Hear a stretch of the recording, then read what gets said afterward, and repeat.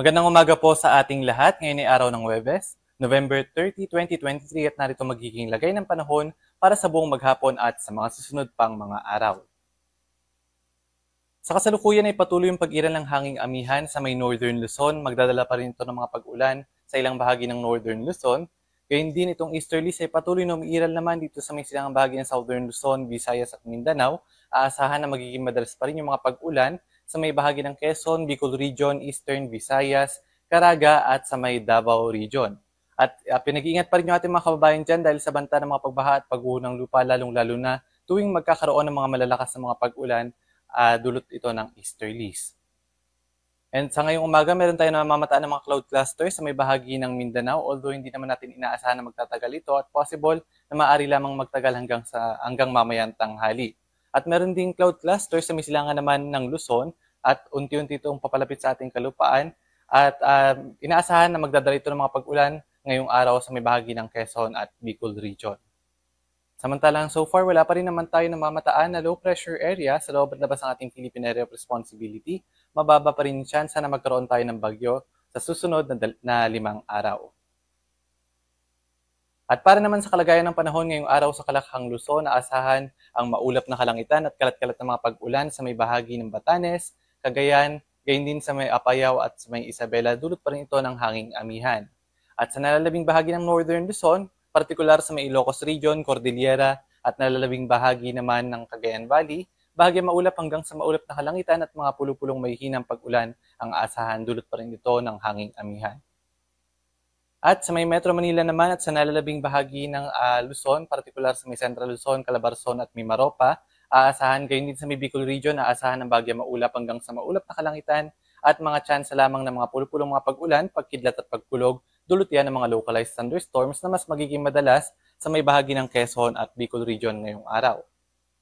Agwat ng temperatura sa may Lawag nasa 24 to 32 degrees Celsius, sa may Tuguegarao ay 22 to 27, Baguio City ay nasa 17 to 25, Metro Manila 25 to 33, dito naman sa may Tagaytay 23 to 30, sa may Legazpi ay 25 to 32, at sa may Puerto Princesa at Calayan Islands ay nasa 26 to 32 degrees Celsius. At para naman sa kalagayan ng panahon ngayong araw sa Kalakhang, Visayas at Mindanao, aasahan natin ang bahagi maulap hanggang sa maulap na kalangitan na may mga tsansa lamang ng mga isolated rain showers or thunderstorms. At magiging madalas ito sa may silangang bahagi ng Visayas at Mindanao, partikular sa may Eastern Visayas, Caraga at sa may Davao Region dahil naman sa pag-iral ng easterlies. Nag-iingat pa rin yung ating mga kababayan dahil posible pa rin magkaroon ng mga malalakas na mga pag-ulan na maaaring magdala ng mga pagbaha at pagguho ng lupa. Agwat ng temperatura sa may Iloilo at Tacloban nasa 26 to 32 degrees Celsius, sa may Metro Cebu 26 to 33, Cagayan de Oro 25 to 32, at dito naman sa may Metro Davao at Zamboanga City ay nasa 25 to 33 degrees Celsius.